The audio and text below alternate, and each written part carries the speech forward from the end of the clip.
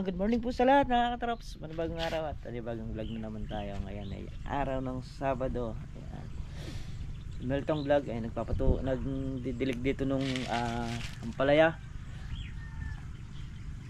O tayo naman mag-i-spray ng mga kalamansi ngayon. Bali, bibili lang ako ng gasolina saka ng diesel dahil magpapatubig din dito sa baba. Kakarga tayo ng tubig sa drum mga trops para makapag-spray tayo. Yan. Dahil may dapurak nga yung kalamansi kaya kailangan natin sprayin. Yan, nakatanim natin dito.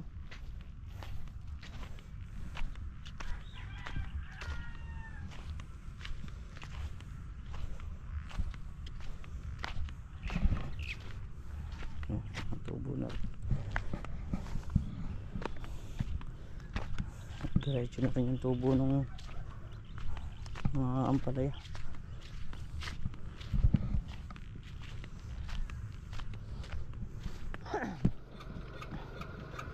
Papaandar ng makina.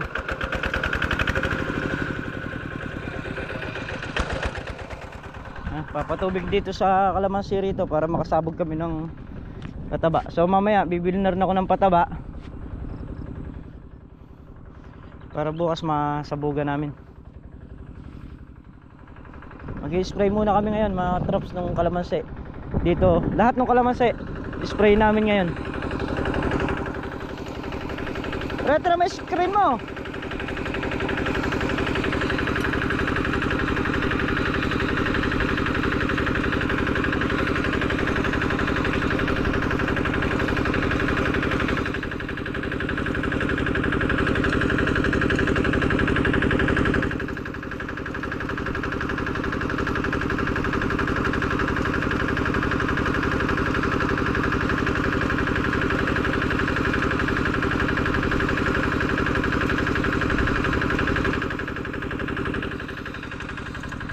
Pare Carlo yung kanyang screen kung nanghuli ba.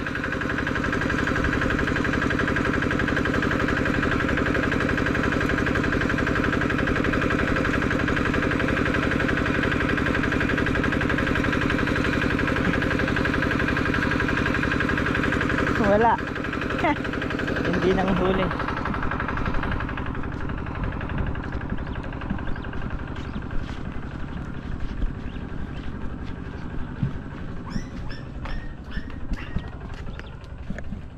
Ayun ako.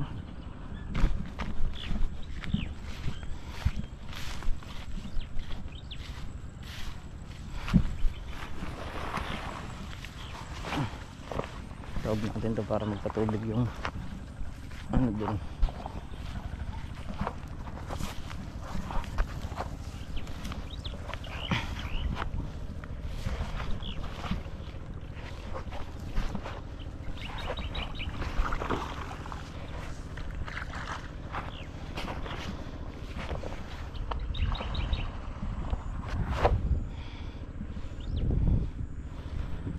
Ay, buhay.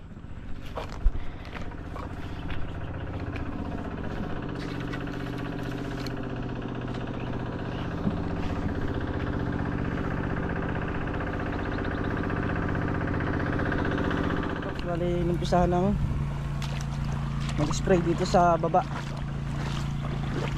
Umpisa na sila sa dulo para paglabas dito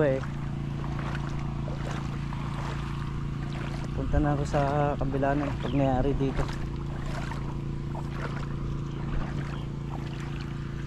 Ay,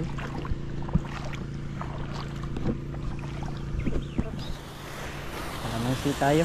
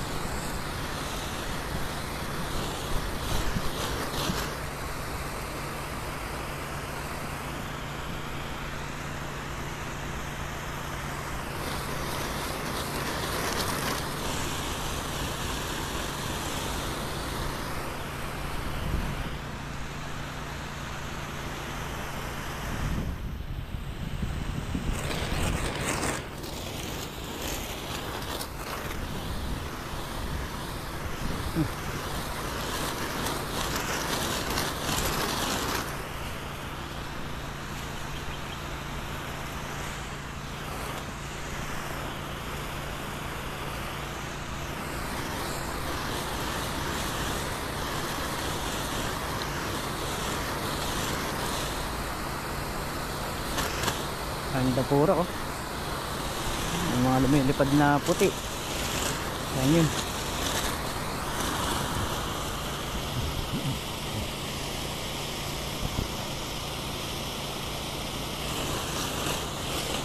Ito na gumagana sa baba. Tagisa na kami. Patapos na rin yun yung baba.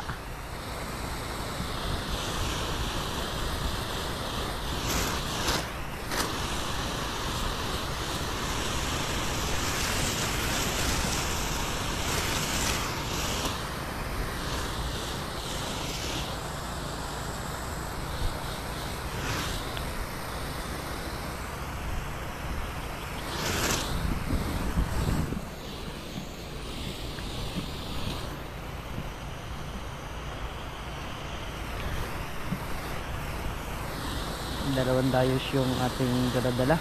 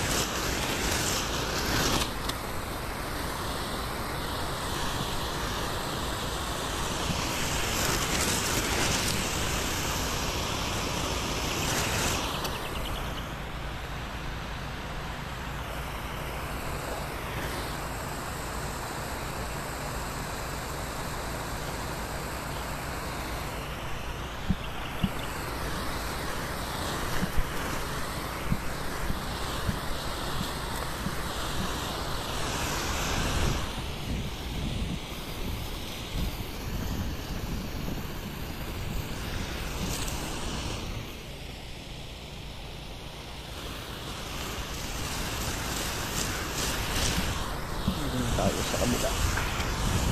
Nice spray ko na rin yun.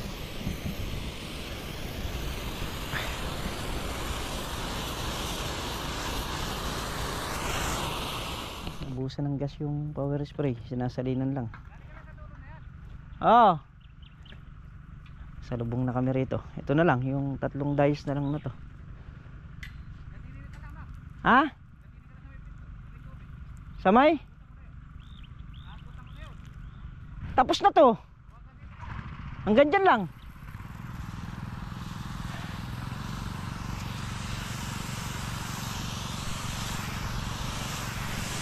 Ito na lang.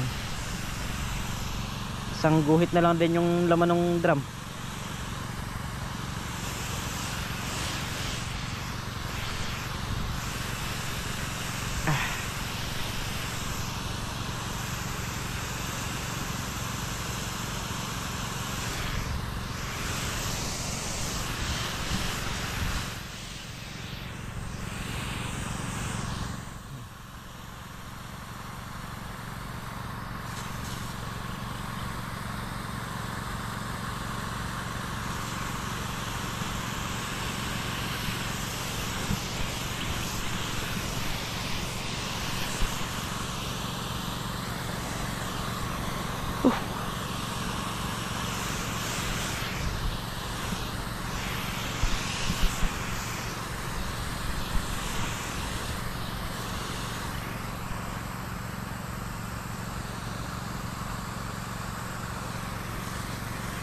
Salubong nga kami ni paring Katulong.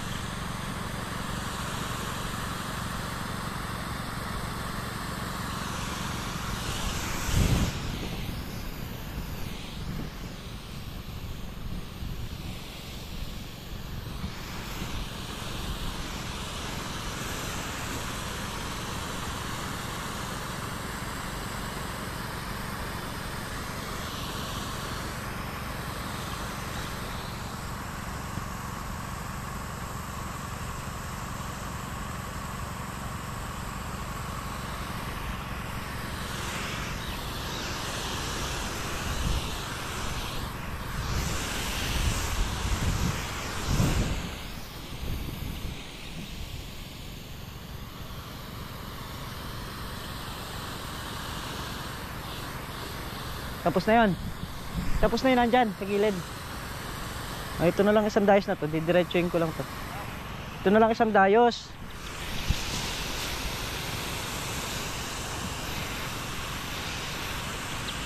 Ha? Hindi na.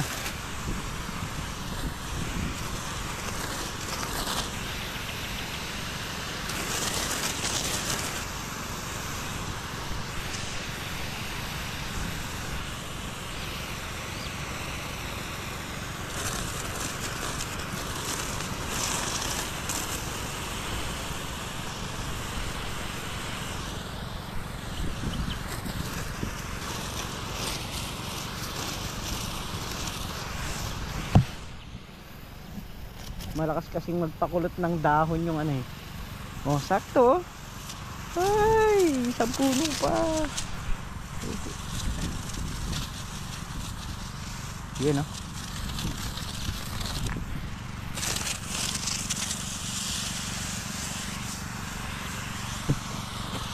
Sakto na siya. Okay na. Tapos na tayo mag-spray mga kapatid. Yan, tapos na ang ating pag-spray ng kalamansi dito sa taas saka sa baba. So, sa tanghali na yan, mga alas 11 na siguro yan, alas 11 o mag-aalas 12.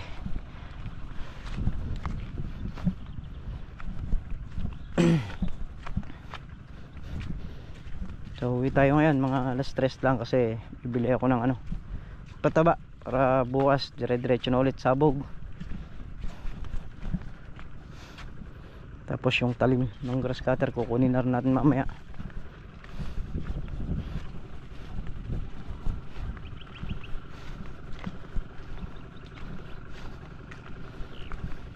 Yan, mga trops, bali patapos na yung patabain doon sa may dulo. Lilipat naman ni paring Carl dito yan para mapatubigan naman yung nandito sa harap. At bukas pwede na natin yung sabugan ng patabayan. So titingin na rin tayo ngayon ng pataba. 4 na bulto. Tapos yung talim na in order ko kukunin ko din mamaya. Ayan.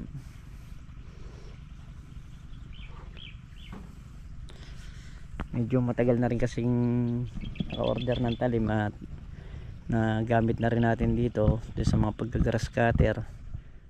Kaya naman ngayon meron pa tayong isa pero maliit na rin.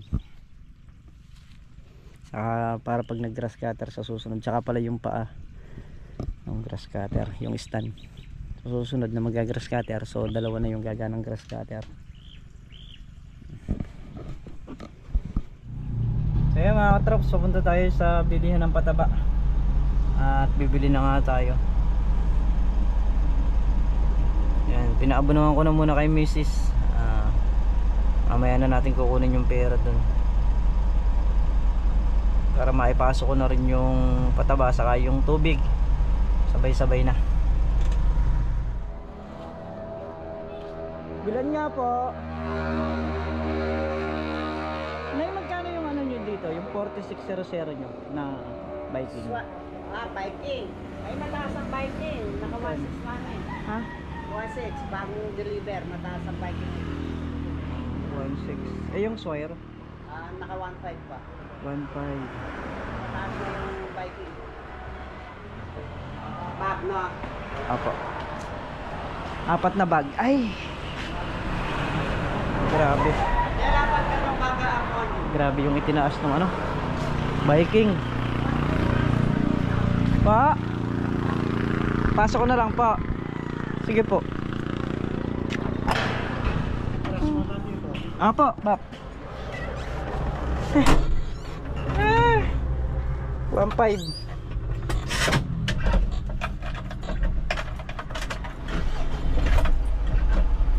Tayo ng 4. Dati magkano lang yung Viking na yun? 1,430 lang.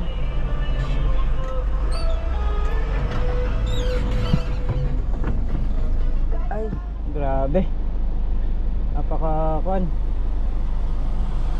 Apaka mahal ng pataba. Grabe yung mga itinaas. Dating 1,430, ngayon 1,600. Yung dating 1,160, ngayon 1,500. So tumataas yung pataba, hindi naman yung mga gulay, hindi naman mga nagsisitaas.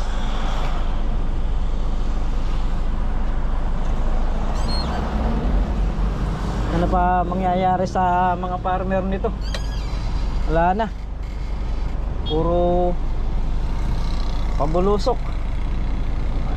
Pagka ako yan, wala nang ano, wala nang tatanim yan.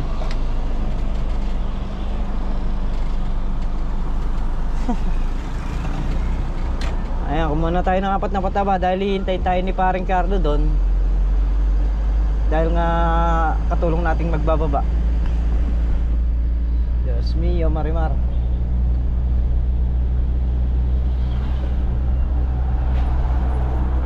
Dito na tayo. Daming tayo ng manok, oh. Bago pa stable, kakaalat nila yun.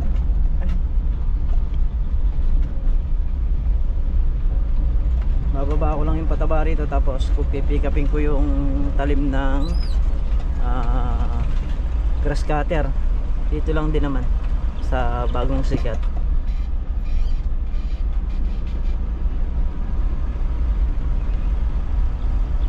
Si paring Carlo, bali nandito pa. Inintay nga tayo.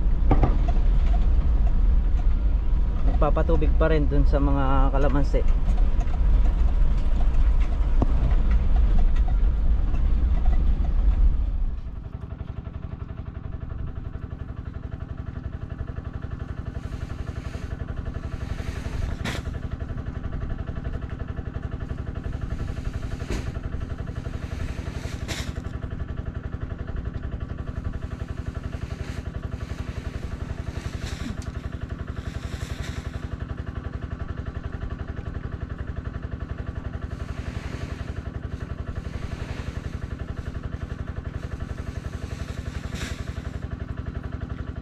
Ayun, mga traps na ibaba na namin. 4 na bag.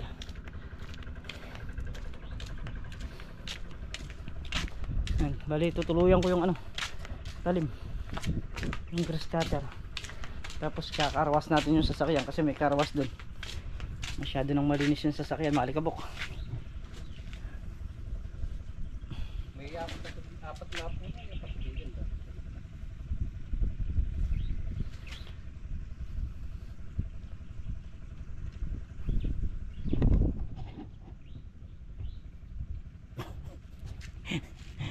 Hiraman daw patubigan ni Pare Carlo, 4 na puno. Saan banda? Sa gitna pa?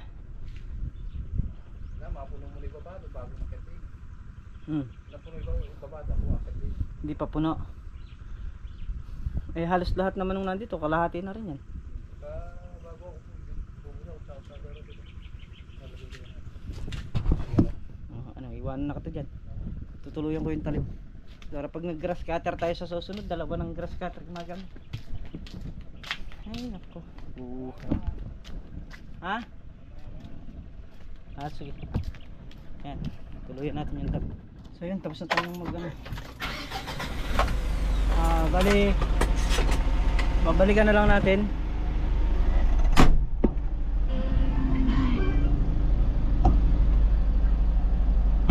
Babalikan na lang natin yung talim mamaya. So yun nga mga katraps, at tayo ngayon papunta ng Santa Isabel, gawa ng may laro tayo sa Liga. So ang standing ng Miguelito katraps is 5-0. So kuha lang tayo ng konting clips mamaya doon. Ayan, let's go katraps. Bali dito na nga tayo sa bahay. Talo tayo. Pero okay lang yun. Bawi tayo sa susunod kasi nga nasa ano na rin kami na yung pinaka nangunguna dun sa liga. Nag-request na bigay namin ngayon yung laro dahil nga hindi naman iba-iba, magkakapatid yung kasama ko yung mga kapatid nila, tapos kapatid pa niya yung kalaban. So kaya ayun, nagbigyan naman namin. Susunod nga kung halimbawa magkakaharap kami, wala nang bigay-bigay, diretso na. So yun, bali lamang lang ng 6 yung kalaban namin. Kahit na puro yung hindi marunong yung halos pumasok kanina. At yun, napagbigyan naman natin. So pagka ganung bagay lang, dahil malalaglag nga sila, so umuiwas sila na makaharap tayo. Ganun ang nangyari sa laro kanina. Kaya standing natin 5-1. Pero ando na tayo sa sa pinakataas. Tayo na yung waiting. So yan, muli mga katrops, syempre maraming salamat po sa inyong lahat. At mag-iingat po kayo palagi. Sanon po kayo naroon.